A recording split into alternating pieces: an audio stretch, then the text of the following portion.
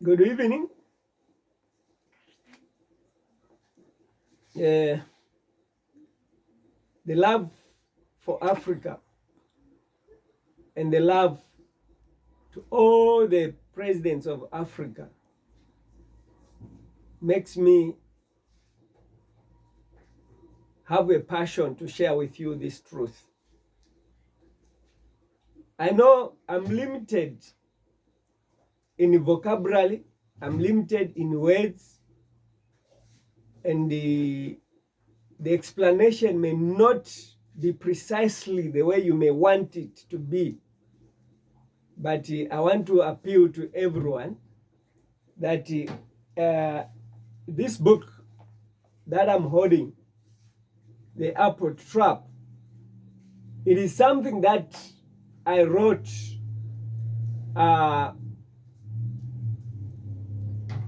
in 2001, meaning that I was 31 years old. But what I wrote, it's amazing, because in 2001, I met Mazoka, the founder of UPND party, and told him that I saw the UPND party in a vision, and it's coming. It's not a good news. It will persecute, I pointedly to say, the Church of God that keeps the commandment of God. It is mad with it. It is actually coupled with it, persecution.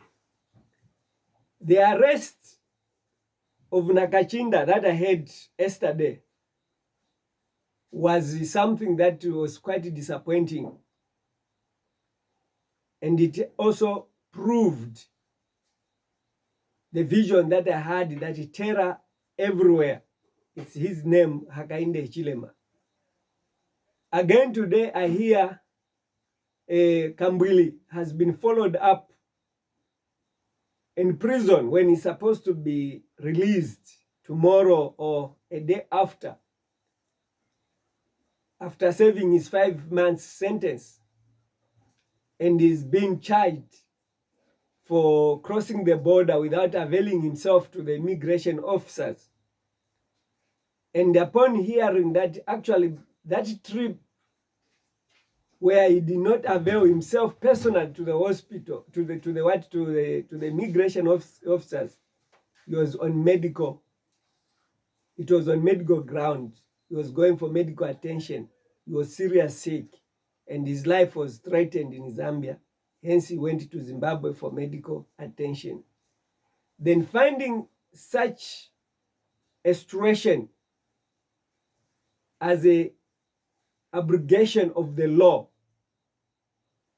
as breaking of the law, or someone to find him guilty of breaking the law, it is actually something that I want to say that if the people of Zambia are listening, they must know that this government is actually not Zambian, it's something else.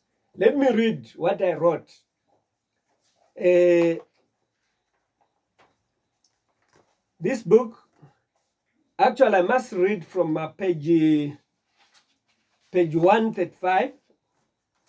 You may be surprised that page 135 might be so close. Let me read. Page 134. The title of the subject matter is The Last Stroke of the Vision. Page 134, it has how many paragraphs? 1, 2, 3, 4, 5 paragraphs. On the first paragraph, first statement, I said, this is the last stroke to strike the nation.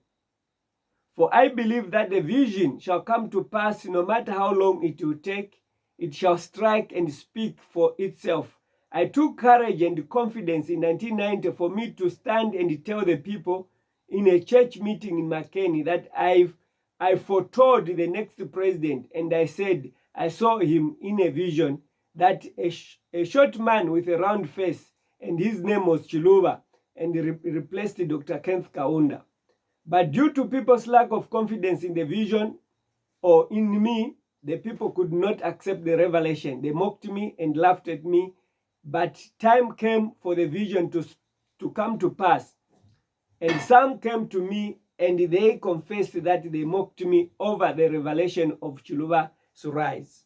So I started by explaining about how I saw Chiluba taking power in 1990, before Chiluba became MMD president, before Chiluba was known and or brought as a MMD president. I saw in a vision, and this brought mockery. And by passing of time, come 1991, Chiluba became president according to the vision. And I continued in the second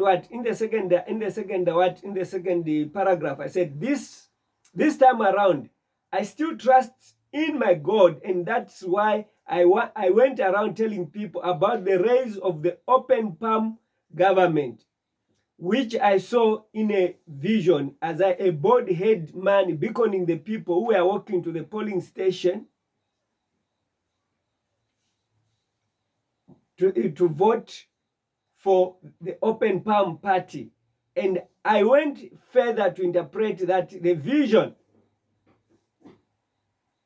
I said the bald-headed man is the Pope, who was in support of the Open Palm government. Who is the Open Palm government? We all know that UPND has a palm as its own symbol of a political party. So this palm that UPND had, that time had no name of UPND, but I only saw a symbol of a party, and I called it Open Palm Party. So I said, later on, I confirmed that it was UPND.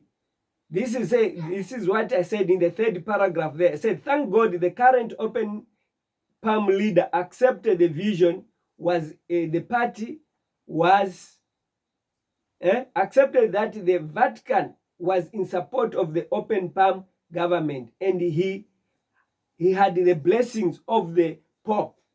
My going was meant to warn him and to review about the deadly alliance with John Paul II, in whose coming is to enforce the mark of the beast, and he shall use the world national leaders as his agents to enforce the mark of the beast.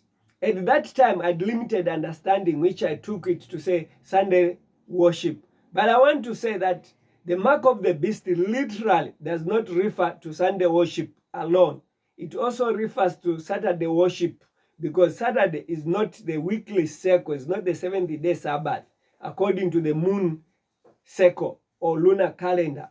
The weekly Sabbath comes on the 8th, 15th, 22nd, and 29th of every moon cycle, because the first day of the month is a new moon day, a dark moon's phase, which does not add up to a week. It's only a beginning of the month, according to Ezekiel 46, verse 1 to 3. Someone can read there. It is not called a working day. The 6 working days are always followed by the Sabbath on the 7th day. Then the 6 working days starts with the crescent moon to the quarter moon as the Sabbath, to the full moon as the Sabbath, to the quarter moon as the Sabbath, to the last crescent moon as the Sabbath. That is not my subject for today. But I want to say that this mark of the beast is a system that is actually built by the Papas or the Vatican or the Pope. So I said, the major reason, that is paragraph 4, the major reason of meeting the Open Palm government leader was to remind him of the fate of the alliance with the Pope. I know that you all know that Hakainde Hichilema confirmed on the 19th of February 2022 that he had a fruitful meeting with the Pope, and he called him Holy See, Holy Father, or His Holiness rather. And he says you look up to the church for guidance on the national matters. meaning that he is saying is subjected to the Pope for guidance, is subjected to Catholic or the Vatican for his guidance. So now this guidance is what I said, the alliance with the Pope, for him to prove that there is God in heaven, okay, who is in control of the earthly affairs, just like in the days of Daniel and Elijah. Those who call Daniel is a politician, is not a politician. He went there for a assigned purpose to interpret the vision. Those who say Elijah was a politician, he was not a politician. He went into government to settle down or to solve the 7 years hunger, the 7 years of plenty. So they are not politicians. They were appointed to settle down the crisis that God brought in to reveal his power. And I'm here to review the same power of God in our time. When you see what I wrote is happening, you must know that God is speaking and he needs you to obey his agenda. So I invite the nation to come with me to Mount Carmel to see the power of God of Elijah. For I have no good news about the rise of the open palm government. So I said the open palm government, there's no good news about it. So today the arrest, let me just simply say that the arrest of all the opposition party leaders, or anyone that seemed to come out to oppose UPND is arrested. And the setting up of the AFRICOM base under Hakainde Hichilema is all terror. Everything that Hakainde is doing is controlled by Vatican, is controlled by US. Recently visited UK in order to seek the deportation of Zambians that are in UK. And why? Because there are some people that he sees that are critical to his leadership. What he wants is to slap them with arrest. Everyone will be in prison. So this is what I saw as persecution under UPND. The UPND government, as long as the opposition leaders are refusing to listen to God, as long as the opposition leaders are refusing to protect God's ministry. By protecting God's ministry, I mean listening to what God says. Keep his commandment as a leader and call for nationalization of mine. All the mines must be under the government, and run your government under the leadership of Ibrahim Traoré. And that cannot bring war, never, because Ibrahim Traoré has already conquered. Russia is behind him. China is behind him. So whosoever shall touch you, he touches those superpowers who are feared by America, who are feared by all these other, our colonial masters. We must know to say, this is what God is putting on the table to a leader that wants to change the economical crisis, the economical slavery that we are going through as Africa. So when I say that, I actually finished this paragraph 4 by saying, but the news is the rise of this power through the alliance and the support of the Pope shall bring persecution in the country. I think that's a voice of emphasis. So the persecution that I saw and wrote in 2009 and in 2001, everyone is seeing it. These persecutions, they are here even in South Africa.